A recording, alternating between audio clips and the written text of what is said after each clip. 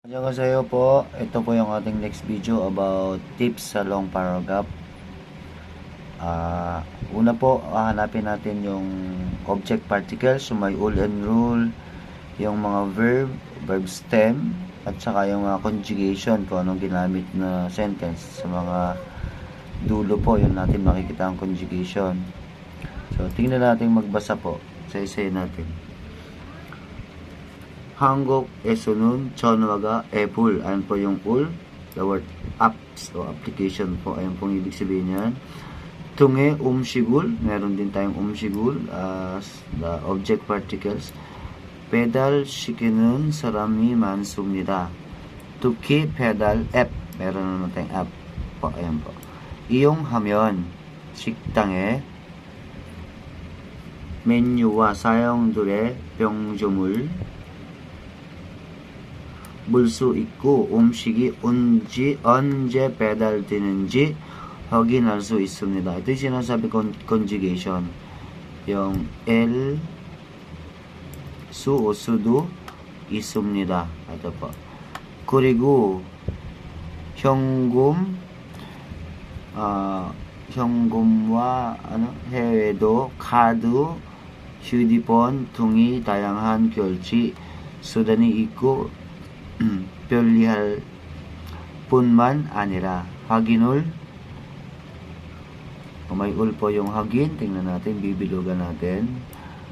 해주거나 쿠폰을 ito po, 쿠폰 주기 때문에 인기가 많습니다. Ang binanggit po sa ating pangungusap na marami yung word na up, dalawang beses. Isa umshik, isang pyongjom, isa po yung hagin, and then we have the word coupon. Yung hagin, kung titingnan natin, dalawa na yung word. Up, nasaan yung word na up? Pedal up. Meron dito sa 1, up, lahat meron naman sila.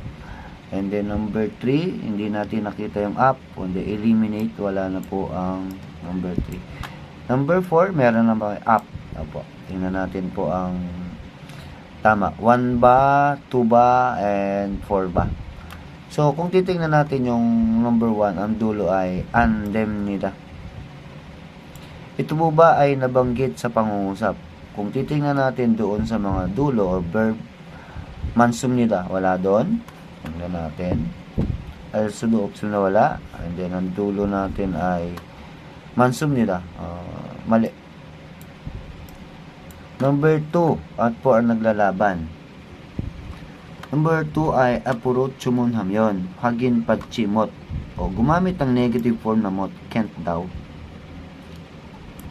So, kung titingnan natin sa sentence, wala tayong nababanggit na 못 o negative. Puro positive po kung babalikan natin ang ating pangungusap. And then, pansin niyo po yung conjugation ng elsu it. Yan po ibig sabihin niya can. And tingnan natin yung number 4 po. elsu itsumnida. Nabanggit, right? Ayun po. And then pedal, yung pedal ay binanggit din po dyan. Hanapin natin yung word na pedal. Ayun po, pedal up. Nandito yung pedal. Ito po. Sayong, hamyon. Nandito po ang sayong natin. Kung titignan natin, sayong dyan. Okay. Shikan, time po yan. Ibig sabihin, onje, kailan. Anytime daw. Pwede mo daw ma-check. So, ang tama pong sagot ay number 4. Okay. Hindi ko po ini-explain kung anong sinasabi ng pangungusap. Ang hinahanap lang natin, ang tinatawag lagi natin, ang laging sinasabi as the most mentioned word. Nasaan po ba ang most mentioned? Number 1, binanggit yung up. Sayong binanggit. Pedal binanggit. Yung conjugation ng elsuism nila ay dalawang beses binanggit sa pangungusap. Which is, yun po ang ating hahanapin sa long paragraph. Okay po. See you sa next video.